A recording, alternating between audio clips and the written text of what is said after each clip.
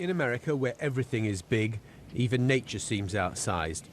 The magnificent Yosemite National Park, in summer a tourist location, but year-round California's water source. The trouble is, for the past few years, the snowfall has been a dusting, not a dump. The waterfalls are a trickle of their cascading best. The state has been suffering one of its worst ever droughts, affecting wildlife, affecting business, affecting livelihoods.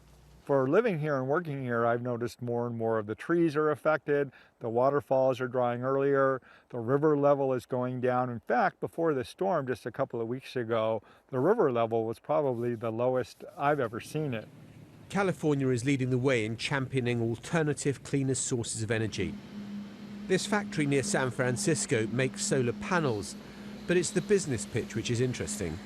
Given the choice of paying less for clean energy or more for dirty energy, most customers will pay less for clean energy. And that's our business model. Make it super easy for somebody to go solar. There's no investment. They don't pay for the equipment. They don't pay for the installation. They only pay for the electricity. If you think storm damage is the only cost of climate change, think again. Even though the presidential election is a year away, TV ads have already started appearing to shape the political debate on both sides. A billionaire businessman and the biggest donor to the Democratic Party is funding these ones. People say every election, this is the most important election ever. In this case, we think this is the election for energy and climate, that we really have to get it right. We don't have, time to waste. This is a global problem.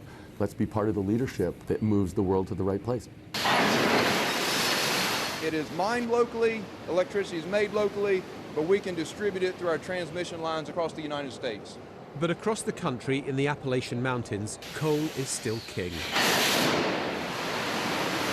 From the mines to the power stations, tens of thousands are employed in the industry, supplying millions on the eastern seaboard who rely on it for their energy.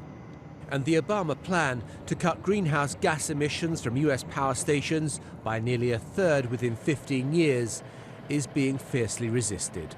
We think it'll be a devastating impact. We've had 7 years of devastating impact from this administration. The Clean Power Plan, or the Costly Power Plan, as we think it should be referred to as, is, it's just not good for America.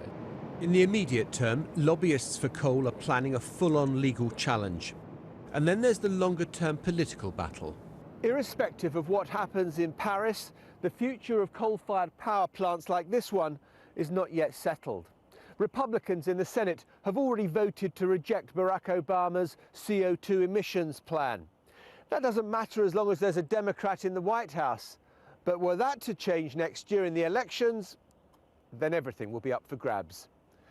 John Sopel, BBC News, West Virginia.